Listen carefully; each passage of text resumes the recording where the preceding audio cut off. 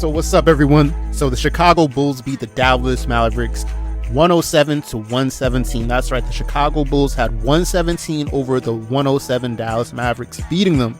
Now, guys, this season, right, we kept hearing that the Chicago Bulls are maybe a play-in tournament team. The Chicago Bulls can't beat good teams. The Chicago Bulls just beat the Brooklyn Nets. The Chicago Bulls just beat the Dallas Mavericks.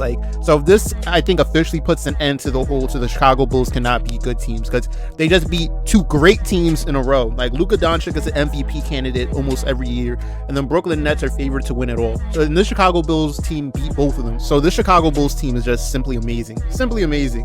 And this might be Lonzo Ball's best game of the season. It's tied between the game that he got a triple-double in this game. Because this game, you've seen Lonzo doing it all. Running the offense, being aggressive on offense, facilitating, running. Like, this was a great game by Lonzo Ball. In fact, Lonzo Ball had 21 points, 6 assists, 6 rebounds, 1 steal, and 0 turnovers, and a plus minus of 21. Shooting 7 from 14 from the field goal, 7 out of 10 from 3-point, which is 70%. He didn't shoot any free throws, and played 39 minutes in the win against the Dallas Mavericks. Amazing game by Lonzo. And I'll say one thing. They said he shot 7 from 10 from like the 3-point.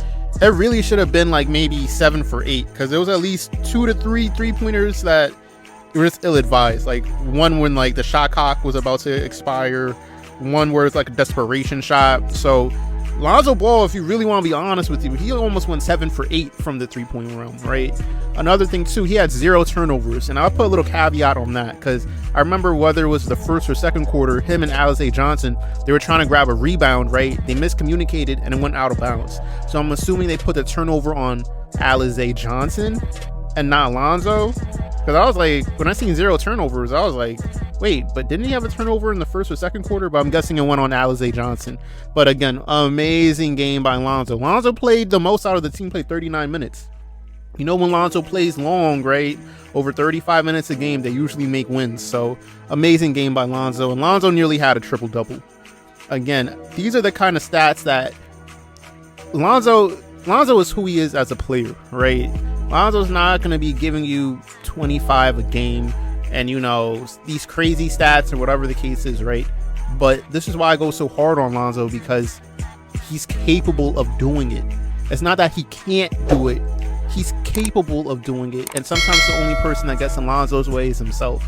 You've seen when Lonzo's aggressive, facilitating the offense, taking shots, right? Being smart with his shots, right?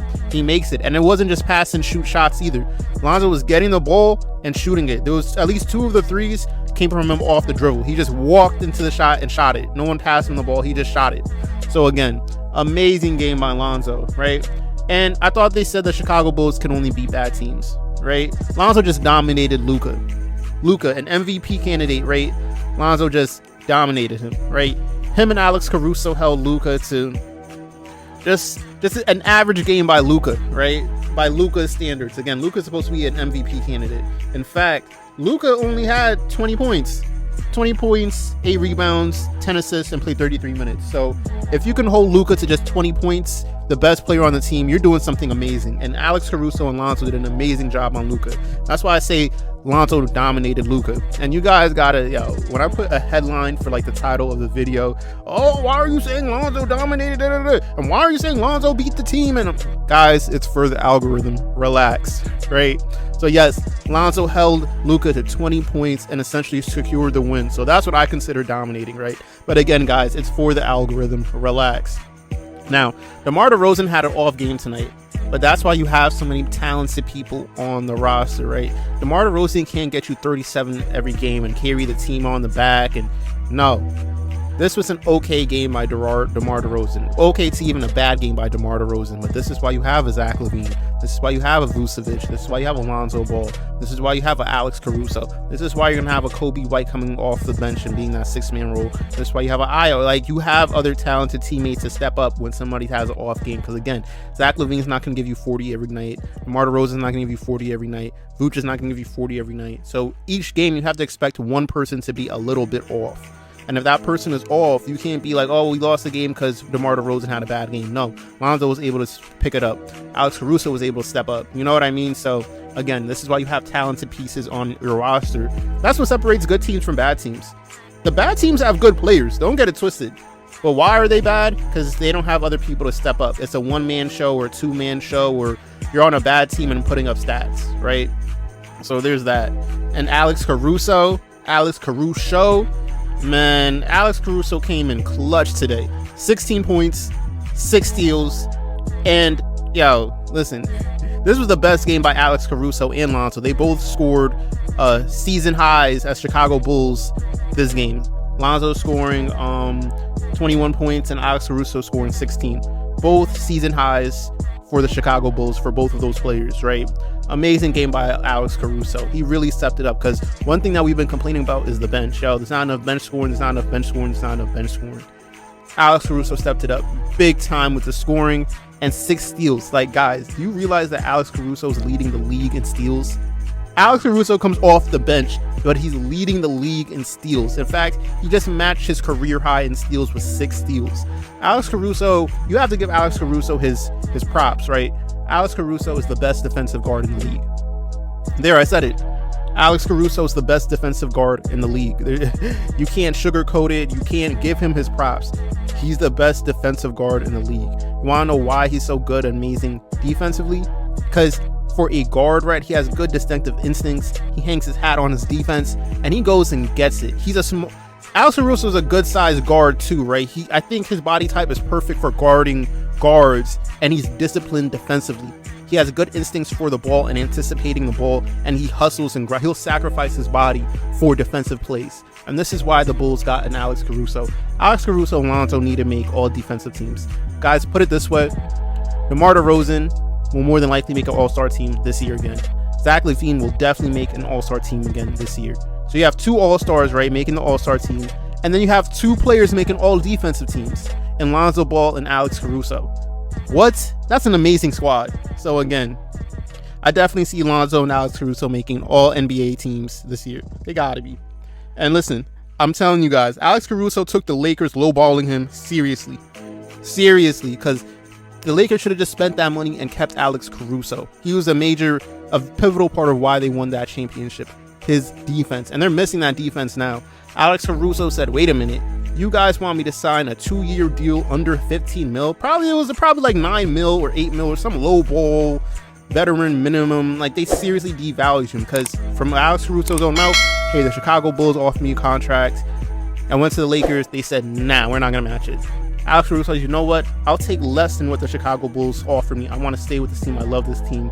And the Lakers said, no. Right? Imagine giving him a lowball offer the first time. Him going to the Bulls, getting an amazing offer. Him going back to the Lakers, they lowballed him again. And then he's like, you know what? I'll take less. Then they lowballed him again, just to avoid paying luxury tax. So Alex Caruso took that seriously. Like, oh, bet. Y'all don't want me? Well, here's an organization that will. So again, he took that lowball offer very seriously. And hey, the offense was smooth this game. When I say smooth, this offense was immaculate. They were playing fast, lots of ball movement, not too many ISOs. This is how the Chicago Bulls should be playing. And the sky's just the limit. I know that we're not seeing the Chicago Bulls in full momentum. This is not the final version of the Chicago Bulls, but I loved what I was seeing. I remember in the first quarter, I was like, why are they keeping the Mavericks in the game? Like, the first quarter was literally probably the longest first quarter of the whole year, because they just kept going to the free throw line. They could have been up by 10 points, 15 points in the first quarter, but they kept the Mavericks in the game by sending them to the free throw line. Like, the Mavericks shot close to 11 free throws in the first quarter. Like, it was something ridiculous like that, where it's like, you guys are keeping these guys in the game by sending them to the free throw line. Like, the game is slowing down and you're keeping them in the game just by doing that. So I'm glad that the offense started running more smoothly and they got the W, man. And Coby White, man, people keep saying we want IO over Coby, and it's like, no. Coby is our Jordan Clarkson. He's our Lou Williams. He's our 6th man off the bench.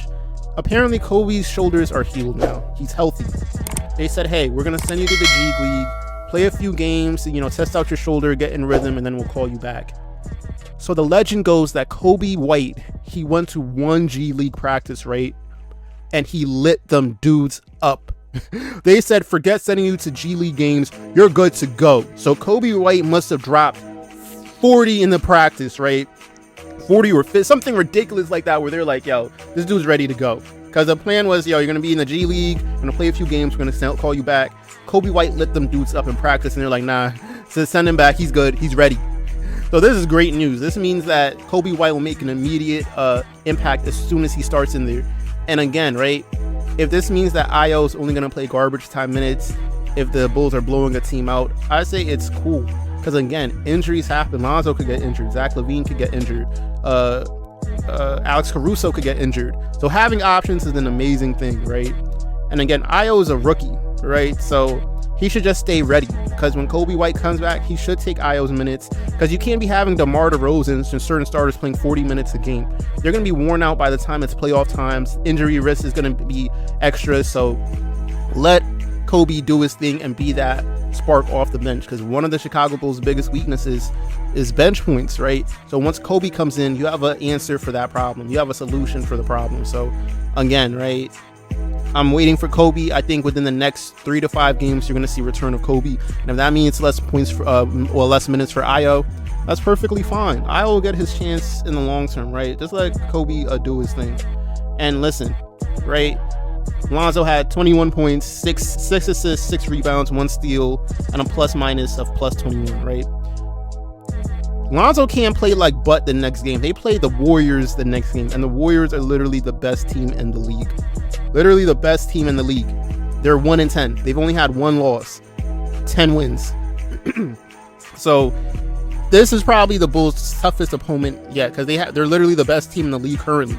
So the Chicago Bulls need to play their A game. Everybody has to give it all they got, because this next home stretch, well, not even a home stretch, this away stretch is going to be crazy.